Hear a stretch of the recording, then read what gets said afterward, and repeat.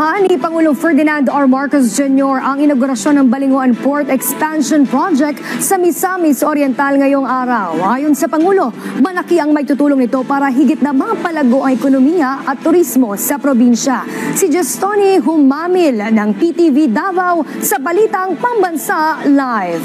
Justoni! Princess, pinasinayaan na ni Pangulong Ferdinand R. Marcos Jr. ang 430.39 million pesos Balinguan Port Extension Project sa Misamis Oriental kaninang umaga. Magsisilbing transportation at economic hub ang port terminal mula at papunta at mula sa mga isla ng Camiguin at Bohol. Alas 10:10 ng umaga kanina, lumapag ang sinakyang chopper ni Pangulong Ferdinand R. Marcos Jr. sa port ng Balinguan, Misamis Oriental.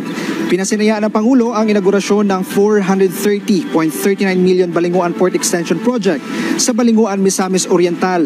Kasama ng Pangulo sa pagsanya ng proyekto ang mga kawani at opisyal ng Department of Transportation, maging ang mga iba't ibang mga local at national government officials at port stakeholders.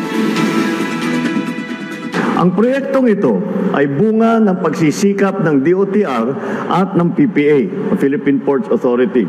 Sa pagtutupad ng kanilang tungkulin, mayroon na tayong mas malawak na backup area, ro-ro ramp at port operations building. Mga pasilidad na tiyak ay makakapagbigay ng mas maayos na daloy ng tao at ng ating mga produkto. Hindi maikaila ang magiging kontribusyon ng Balinguan Port dito sa iyong lalawigan, maging sa karatig probinsya. Sa lawak ng espasyo ng bagong Port Operations Building na nasa 3,082.50 square meters, kaya nitong i-accommodate ang nasa 500 passengers. Nasa mahigit 200% ang itinaas na capacity ng bagong terminal sa dating port terminal na nasa 150 na pasahero lang ang kayang i-accommodate.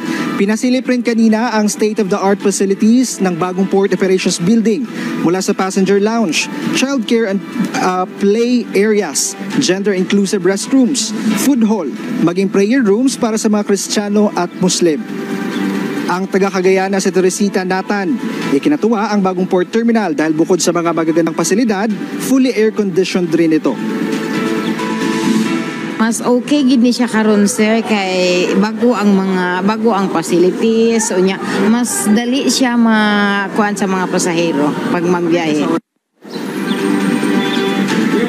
Ang nasabing proyekto kabilang sa adhikain ng Philippine Ports Authority na gawing moderno ang mga pasilidad ng mga port sa bansa para maging komportable at secure ang mga pasahero at mga turista.